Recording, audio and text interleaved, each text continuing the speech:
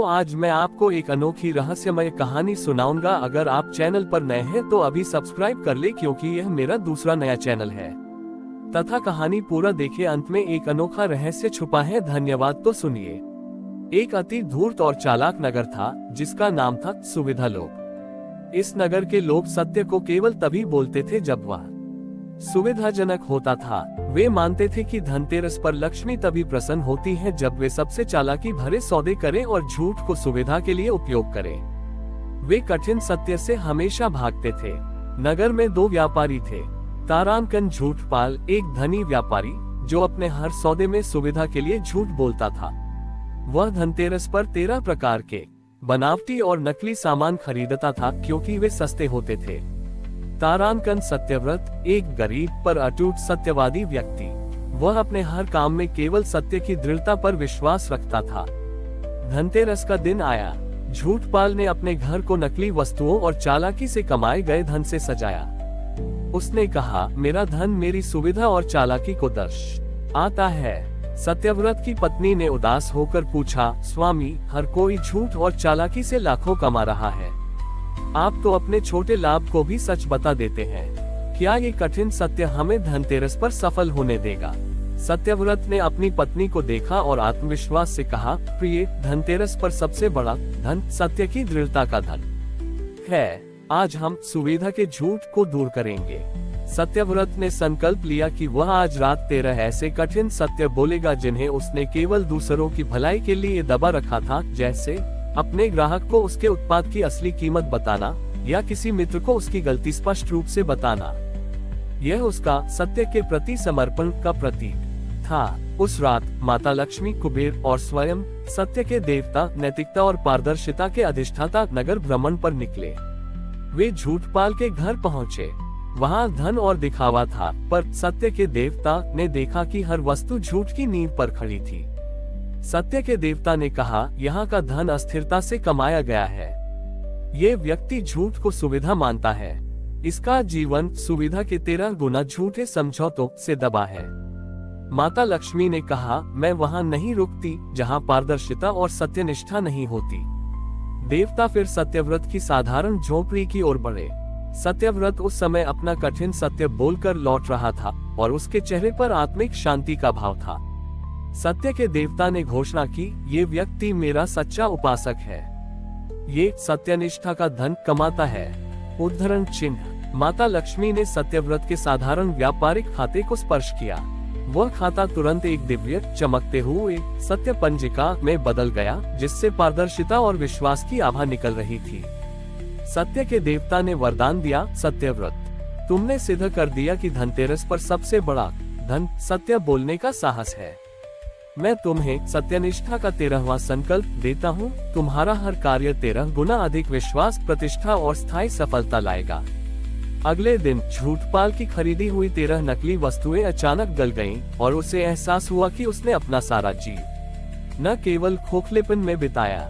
सत्यव्रत की सत्य पंजिका पूरे नगर में प्रसिद्ध हो गई। उसकी आभा से लोगों को ये ज्ञान मिला कि सत्य में ही सबसे बड़ी सुरक्षा है। झूठपाल ने अपना सारा अहंकार त्यागा और सत्यव्रत का शिष्य बन गया। उसने अपना धन नैतिक व्यवहार केंद्र खोलने में लगाया, जहां लोगों को सिखाया जाता था कि छोटी ही सुविधा के लिए झूठ बोलना कितना विनाशकारी है।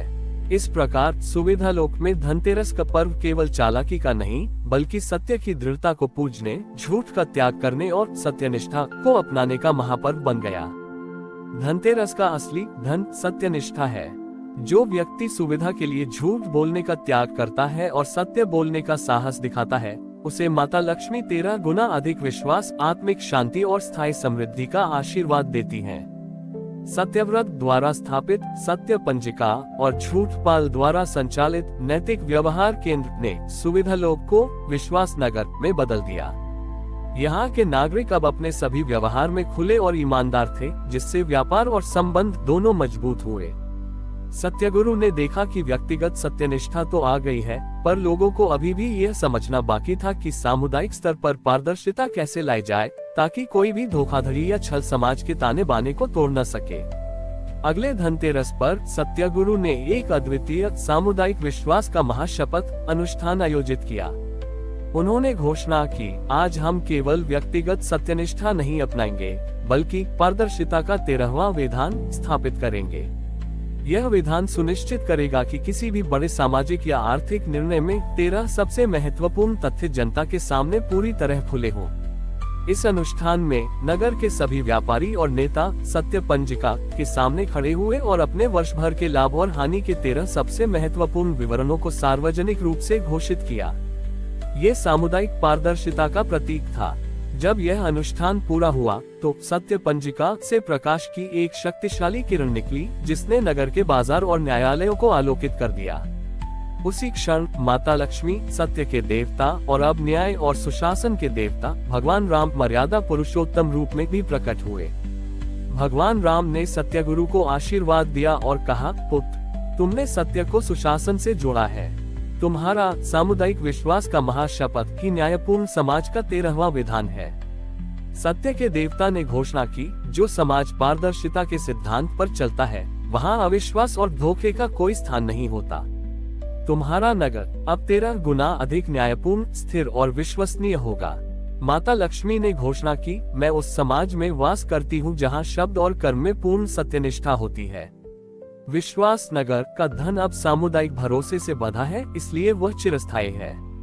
निष्ठावान झूठपाल ने उस दिन घोषणा की कि वह अपनी सारी संपत्ति पारदर्शिता और न्याय कोष में लगाएगा, जिसका उपयोग उन लोगों को सहायता देने में किया जाएगा जो धोखे या अन्याय के शिकार हुए हैं, और यह सुनिश्चित करेगा कि भविष्य में हर निर्णय खुला और न्यायसंगत हो।